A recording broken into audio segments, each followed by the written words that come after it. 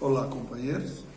Estamos em mais uma oportunidade trazendo reflexões oportunas para o nosso dia, para o nosso momento, e hoje nós estaremos estudando uma página do nosso companheiro Richard Simonetti, intitulada Lei de Igualdade, Primitivismo ou Subnutrição. Interessante que as reflexões que ele nos oferece estão narradas no livro Constituição Divina e falam inicialmente de uma lei que está inserida nas leis naturais, chamada Lei de Igualdade. E inicia-se com a pergunta: se perante Deus são iguais todos os homens? E a resposta é bastante concisa: sim, todos tendem para o mesmo fim, e Deus fez suas leis para todos. Então, as leis de Deus independem de qualquer atributo, de qualquer adjetivo. Todos os homens da terra estão inseridos no seu contexto. Mas poder-se-ia dizer que basta fazer uma análise rápida, uma análise superficial, e nós logo perceberemos que há uma profunda desigualdade na terra, em todos os níveis. Porém, muito desta desigualdade, ela ocorre em função das diferenças de aptidões, das diferenças de inteligência. Disse mesmo no Livro dos Espíritos que se todos os bens da terra fossem distribuídos de forma igualitária a todas as criaturas, se todos recebessem um quinhão idêntico, é bem provável que dentro de pouco tempo, ao cabo de alguns meses, alguns anos, é possível que a Terra esteja novamente toda estratificada, com uns tendo acumulado muito e outros faltando a eles o próprio necessário, em função de capacidades individuais, de inteligência, de talentos individuais. Porém, a lei de Deus, acima de tudo isso, nos olha de modo igual. Estamos todos inseridos sob a mesma lei, sob a mesma regra, sob a mesma ordem. Popularmente se diz que o sol brilha para todos. E, na verdade, quando nós falamos isso, nós estamos falando de uma verdade maior do que nós imaginamos. Realmente, o sol brilha para todos. E Deus, então, é a equidade perfeita e é a justiça sem mácula. Deus é a equidade perfeita e a justiça sem mácula. É claro que para melhor compreendermos isso, compreendermos como se dá a justiça divina, temos que buscar subsídios em outros recursos, em outros conhecimentos. Nós, espíritas, temos o conhecimento e manuseamos o conhecimento da reencarnação. E ele facilita sobremaneira a nossa compreensão a respeito das leis divinas e de todo o método didático-educativo de que Deus se utiliza no planeta Terra. Mas não podemos esquecer que Deus é a equidade plena e a justiça sem mácula. Fomos criados todos para o mesmo fim, que é a perfeição. E lá chegaremos, quer queiramos, quer não. Chegaremos pela nossa vontade ou apesar da nossa vontade. Porque as leis que estão governando o cosmos, elas propiciam o nosso crescimento. Com a nossa vontade, o nosso crescimento será mais retilíneo, menos dolorido. Sem a nossa vontade, seremos tangidos pelas circunstâncias, às vezes mais dolorosas do que o necessário, ou do que poderíamos precisar para essa aprendizagem. É uma lei, a lei de evolução, é uma lei, e chegaremos à perfeição com nossa vontade ou mesmo contra a nossa vontade. Não importa quanto tempo gastaremos nessa jornada, se gastaremos milhares de anos ou milhões de anos, porque esse tempo ele importa para nós. viventes da terra. Mas frente à eternidade, milhares ou milhões de anos não tem a menor importância. Esse tempo é insignificante frente à eternidade. No Evangelho de João, no capítulo 10, versículo 34, Jesus nos afirma: vós sois deuses. E o Espiritismo nos diz, corroborando essa afirmativa de Jesus, que nós trazemos em nosso interior, na nossa formação espiritual, a fagulha divina, que faz-nos aspirar pela perfeição relativa, é claro. Nunca vamos atingir a perfeição do Pai, mas uma perfeição relativa. Então, quando Jesus afirma, vós sois deuses, e no outro ponto ele diz, brilhe a vossa luz, ele está deixando claro que nós trazemos em nós essa fagulha divina, que pode estar muito obstruída por uma série de defeitos, de máculas, de vícios que nós adquirimos ao longo da jornada. Mas tudo isso se perderá ao longo do processo evolutivo, não tenhamos disso a menor dúvida. Isso se perderá ao longo das eras evolutivas. A lei nos manda seguir para frente e para o alto, e é para lá que nós iremos. Então, quando Jesus diz, brilhe a vossa luz, ele não está dizendo que nós teremos que adquirir a luz para fazê-la brilhar, mas que a luz que já está dentro de nós já é passível de se fazer brilho dela imediatamente, desde que queiramos dar essa conotação divina que trazemos em todos nós.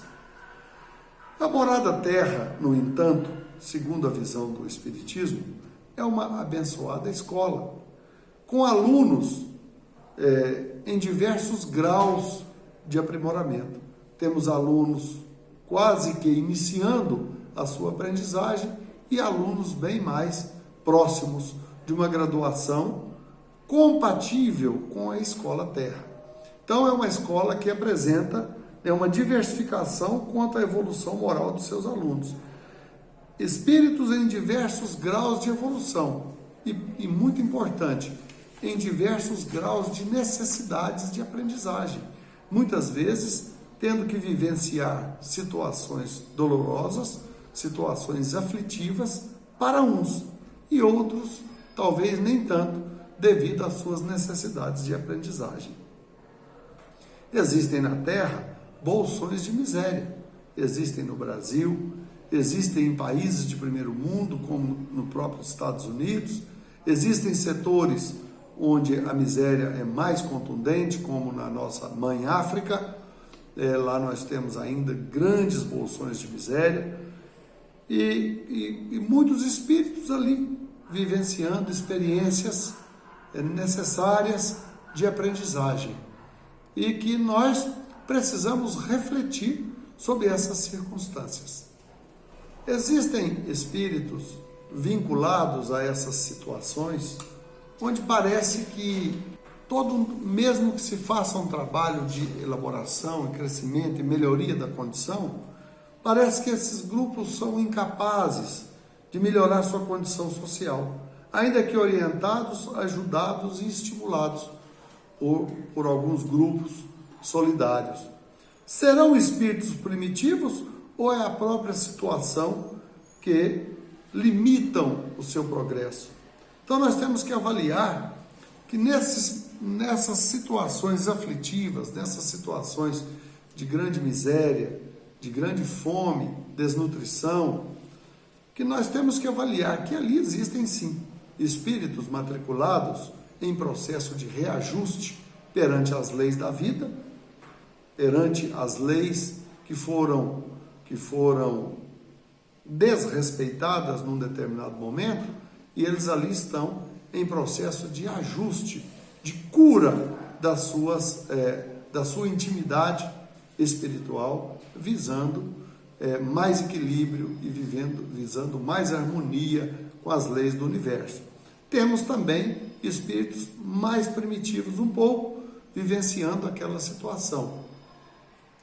Temos que lembrar também que o processo da desnutrição crônica, quando o indivíduo falta o alimento necessário ainda na fase intrauterina, na fase infantil, na fase da adolescência, muitas vezes essa falta sistemática de alimentos poderá ocasionar uma limitação orgânica para todo sempre naquele corpo debilitado pela falta de alimentos.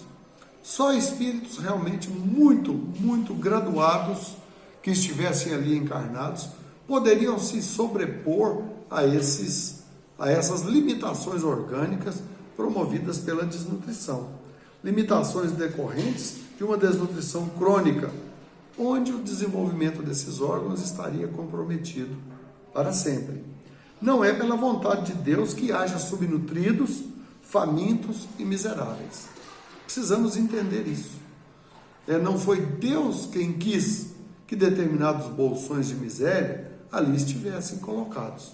Deus deu-nos a inteligência e a humanidade, quer queira, quer não, está comprometida com todos os nossos irmãos que estão vivenciando situações mais aflitivas. A vida, diz-nos Richard Simonetti, a vida é dádiva do Criador. A condição de vida é obra da criatura. Ora, Deus ofertou-nos a vida e ofertou-nos total condição para que possamos vivê-la plenamente. A natureza é pródiga em nos oferecer os recursos alimentícios, em todos os recursos que nós necessitamos para a sobrevivência. Porém, esses recursos não estão distribuídos de maneira harmoniosa. Há ainda um imperioso egoísmo tomando conta de muitas comunidades, impedindo que as comunidades mais necessitadas sejam aquinhoadas também com o fruto da lavoura divina, que poderia, segundo o Livro dos Espíritos, produzir alimentos para toda a humanidade com fartura. Basta que se quisesse estender o braço da fraternidade. Então vou lembrar novamente, a vida é dádiva do Criador. A condição de vida é obra da criatura. É bem verdade, e nós conhecemos grupos na própria África, extremamente radicais, ainda primitivos na sua maneira de agir, quando não se respeitam uns aos outros, como quando irmãos destroem irmãos assim, sem nenhum tipo de autocrítica. Então nós vamos ver que a condição de vida é obra da criatura, mas não implica que a humanidade já não esteja corresponsável em elevar o padrão naquelas regiões. No Brasil, nós já conhecemos alguns projetos muito importantes, um deles intitulado Fraternidade Sem Fronteiras, onde se leva o auxílio, a escola, o medicamento, a vacina, os vermífugos, uma melhor condição nutricional para situações absolutamente tristes no continente africano. Muitas pessoas perguntam por que investir lá na África distante, se nós temos problemas também graves no Brasil. Olha, o nome diz Fraternidade Sem Fronteiras. Os problemas do Brasil precisam ser sanados, mas os nossos irmãos da África também são merecedores do mesmo carinho e do mesmo critério. A sociedade é responsável por atenuar ou mesmo eliminar da terra todos esses bolsões. E isso acontecerá. Não é um fato utópico, não é um sonho pensar que isso um dia irá desaparecer. Obviamente que levará algum tempo, se medidas mais enérgicas não forem tomadas no tocante à melhoria do nível moral dos habitantes da Terra.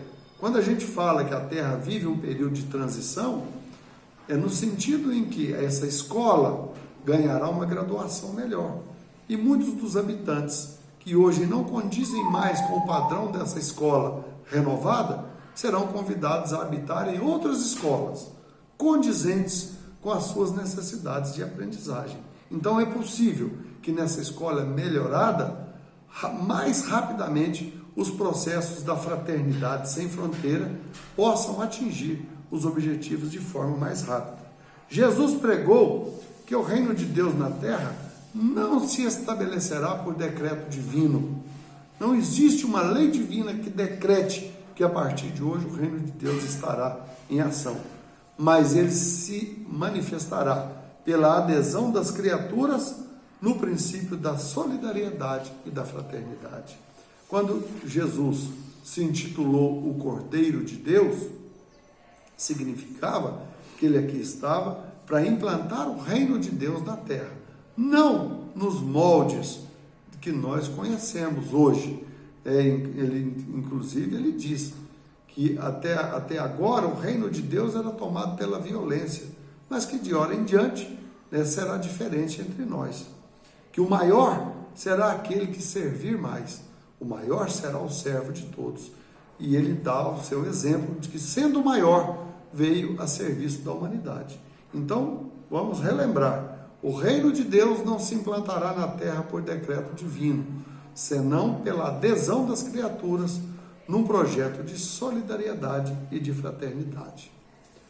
O determinismo está muito inserido nos conceitos da religião.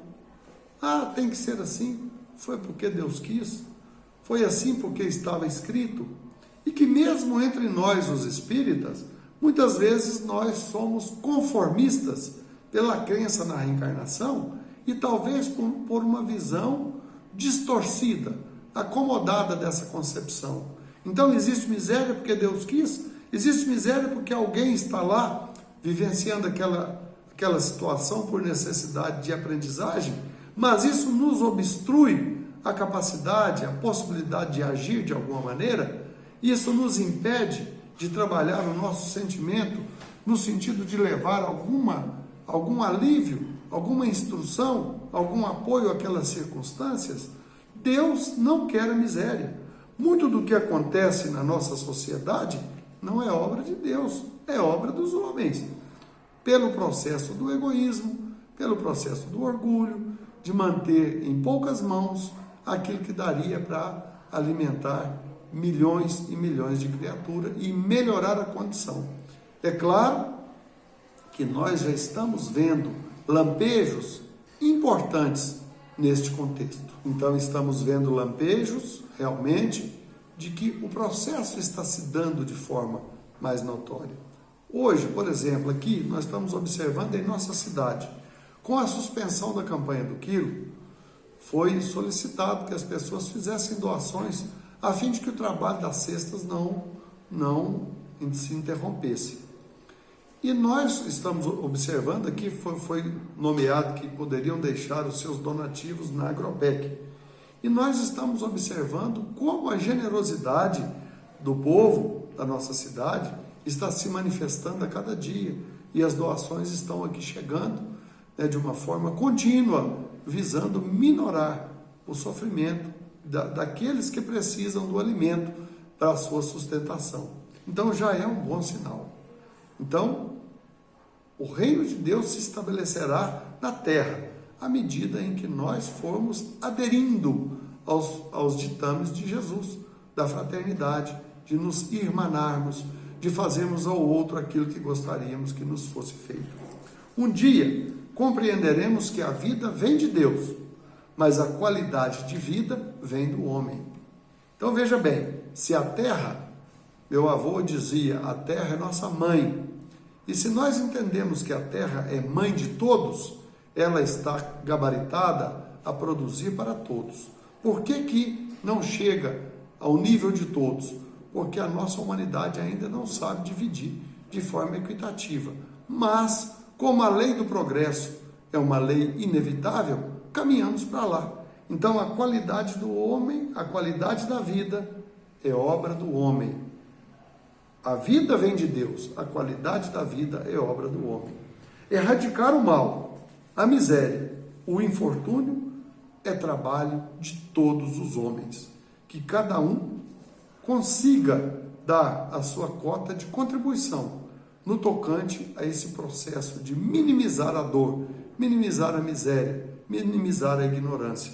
E tudo que nós pudermos fazer neste tocante, nós estaremos agradando a Deus, nosso Pai.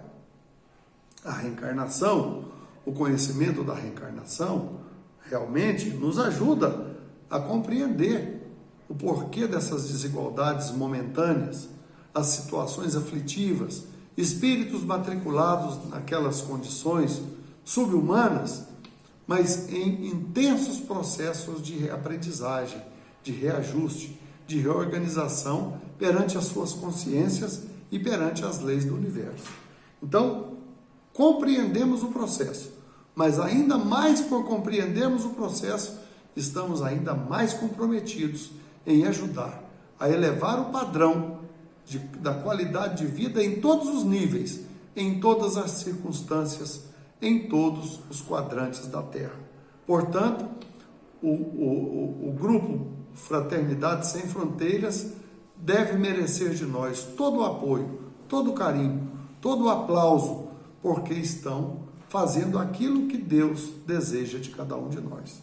Então, se há alguém que necessita de uma escola, de uma aprendizagem mais dura, não significa que nós não possamos minorar-lhes a dor, oferecendo algo que venha trabalhar a sua intimidade, a sua autoestima e elevá-los na condição humana.